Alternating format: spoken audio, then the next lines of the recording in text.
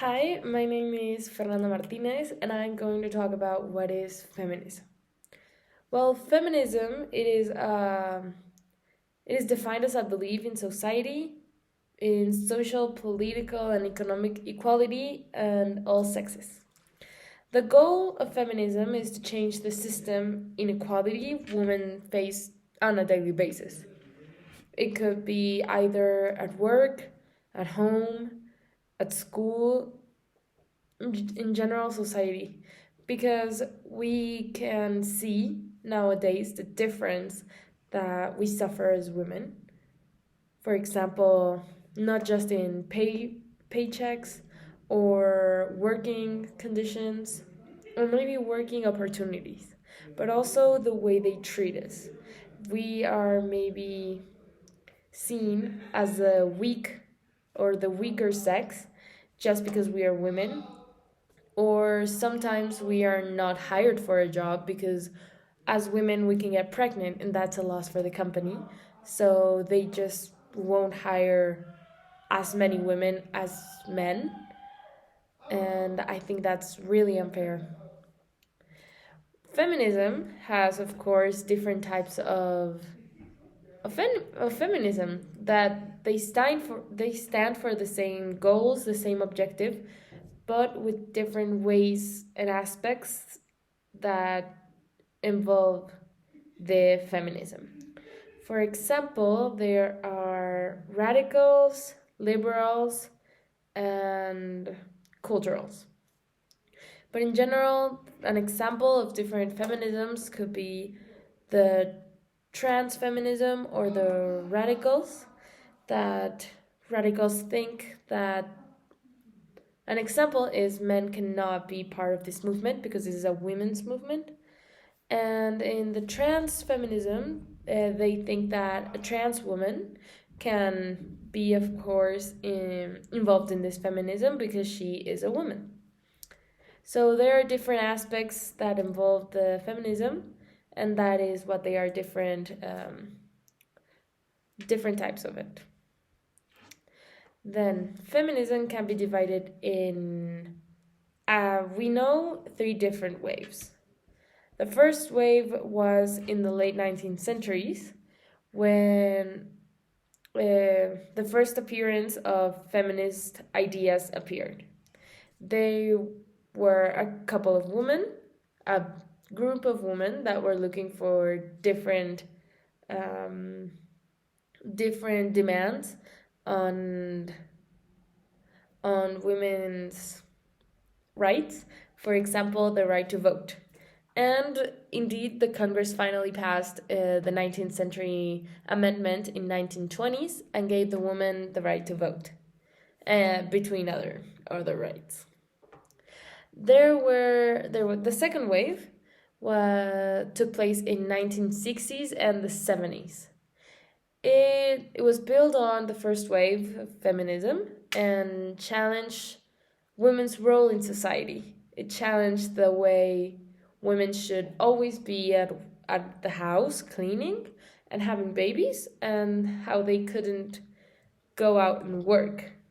I'm not sure if it was between the second or the third wave, but one example was when the World War I appeared, many men had to leave their country and go into the army.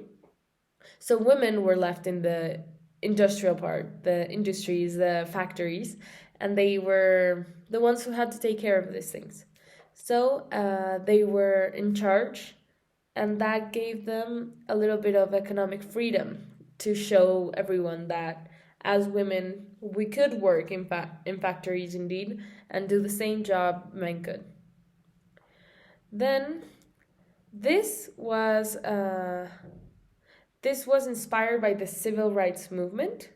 As I said, it really challenged how society viewed women and their roles. So that did made a change in how people viewed it.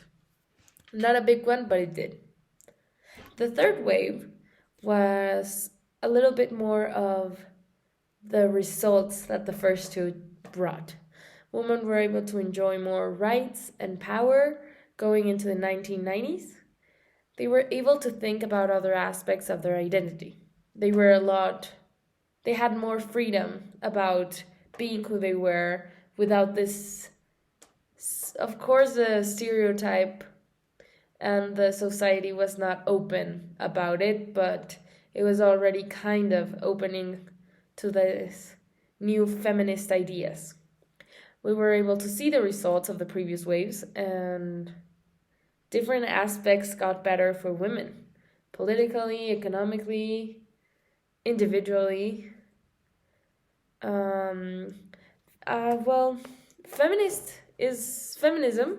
is a movement that was created to demand and look after equality for both sexes.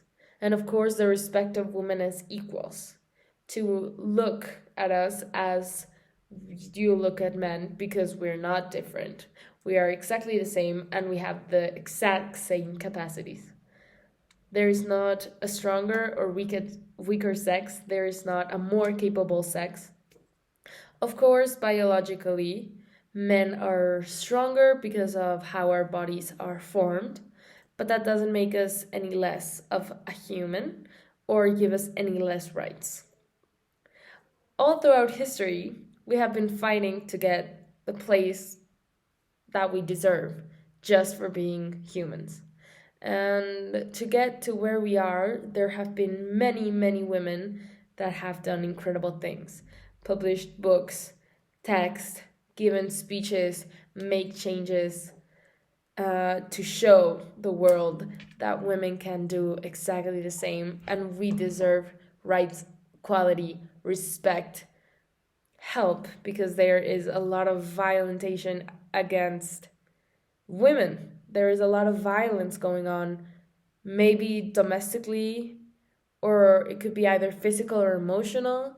There is a lot of violence that we don't see, and a lot of women that get violented on their life. It could be by partners, parents, sadly close people to them, and they are not feeling the power to speak up and change it.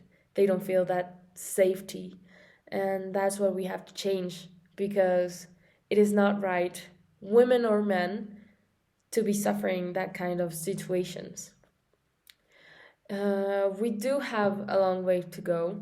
It is still a lot of changes to be done, and it is a long way to go so we can have equality. But we are getting there, we're making changes, and I am very proud of how girls in at least in my community, in the tech community, can stand up for what they believe, fight against what they see it's wrong, and have a voice. And we can talk about it, we can help each other. And looking so many girls and teachers being part of this movement really gave us an idea of how much help we can get, how many people are there for us, and how we are going to be there for anyone who suffers this kind of violence in any way. We can do our part to take down this society ideological standards and start thinking about everyone as equals and be treated with such respect. I do believe we should make changes everywhere in our school, our work, our life, our kids. And a big way we can do that is by educating ourselves, educating other people, educating men, girls, women, kids, everyone about respect. Respect, equality, about these basic rights that we all have and how we shouldn't be treated as less or by having privileges to be treated as higher than others, because that is not the case. We are just people who have this lucky environment, and we should use it to help others in the way that we can. Thank you.